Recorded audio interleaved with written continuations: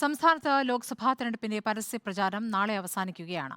കൊണ്ടും കൊടുത്തും മുന്നേറിയ പ്രചാരണം കൊട്ടിക്കലാശത്തിലെത്തുമ്പോൾ ആത്മവിശ്വാസത്തിനൊപ്പം ആശങ്കയുമുണ്ട് സ്ഥാനാർത്ഥികൾക്ക്. വെള്ളിയാഴ്ചയാണ് വോട്ടെടുപ്പ്.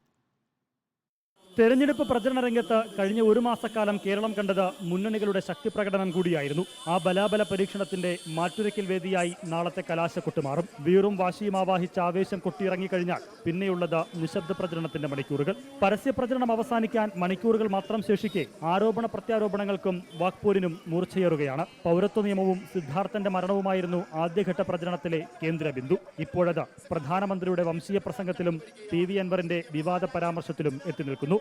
1.5 മാസത്തിനിടെ മാറിമറിഞ്ഞ പ്രചരണ വിഷയങ്ങളിൽ വോട്ടർമാരെ സ്വാധീനിച്ചത് എന്തൊക്കെയെന്നത് ഏറെ പ്രധാനം.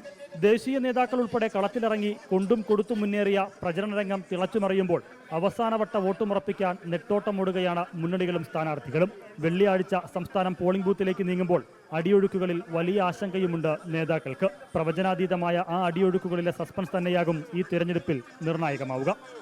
റിപ്പോർട്ട് തിരുവനന്തപുരം.